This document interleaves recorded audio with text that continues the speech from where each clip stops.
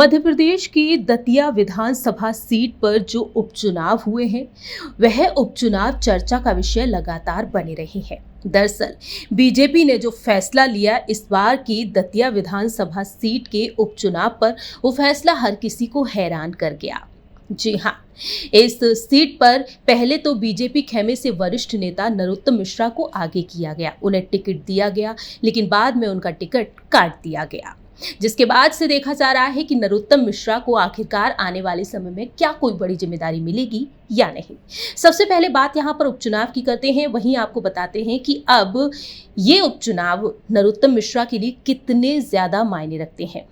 गुरुवार को मतदान हुआ, शाम 6 बजे तक मतदान चला इस सीट पर, लेकिन अब इस सीट के भविष्य का सभी इंतजार करें कि आखिरकार इस सीट से नरोत्तम मिश्रा को हटाकर आशुतोष तिवारी को बीजेपी ने आगे किया। अगर वह जीत जाते हैं तो नरोत्तम मिश्रा का भविष्य क्या होगा।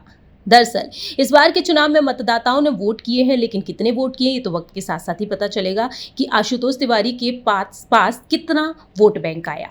नया विधायक चुनने के साथ ही यहां 3 बार विधायक रहे प्रदेश के पूर्व गृह मंत्री डॉक्टर नरोत्तम मिश्रा का राजनीतिक भविष्य भी तय किया है। बीजेपी प्रत्याशी आशुतोष तिवारी की जीत या हार दोनों से डॉक्टर नरोत्तम मिश्रा की आगामी भूमिका निर्धारित की जाएगी। पिछला चुनाव हारे नरोत्तम मिश्रा ने यह सीट रिक्त होते ही उपचुनाव की तैयारी भी शुरू कर दी थी, लेकिन बीजेपी ने आशुतोष तिवारी को प्रत्याशी घोषित कर दिया। टिकट न मिलने से उनके समर्थकों ने धरना दिया और तोड़फोड़ भी कर दी, प्रदर्शन कर दिया, लेकिन नरोत्तम मिश्रा की नाराजगी भी थोड़ी बहुत देखने को मिली। नरोत्तम मिश्रा लाइन से बाहर नहीं गए।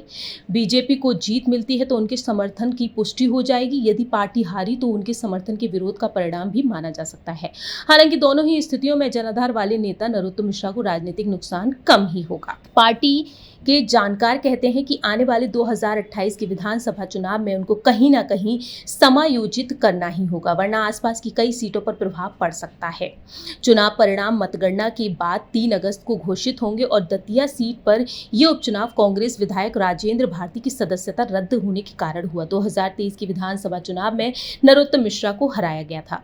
राजनीतिक विश्लेषकों का मानना है कि दतिया में बीजेपी की जीत नरोत्तम मिश्रा के लिए मुख्य धारा की राजनीति या संगठन में नई भूमिका के रास्ते खोल सकती है, यानी कि संगठन में उन्हें एक बड़ी भूमिका में देखा जा सकता है। एक अहम जिम्मेदारी अब उन्हें आने वाले समय में मिल सकती है। तो अब यही देखना होगा कि आखिरकार नरोत्तम मिश्रा के लिए बीजेपी ने क्या कुछ सोच रखा है। दरअसल यहां दावा किया गया है कि बीजेपी ये चुनाव 20,000 से अधिक वोटों के अंतर से जीतेगी, तो ये नतीजा इसके विपरीत हो सकता है। उनके गढ़ में राजनीतिक पकड़ पर गंभीर सवाल खड़े हो सकते हैं और इस चुनाव से कांग्रेस बनाम बीजेपी से ज्यादा नरोत्तम के वजूद की लड़ाई के रूप में देखा जा सकता है।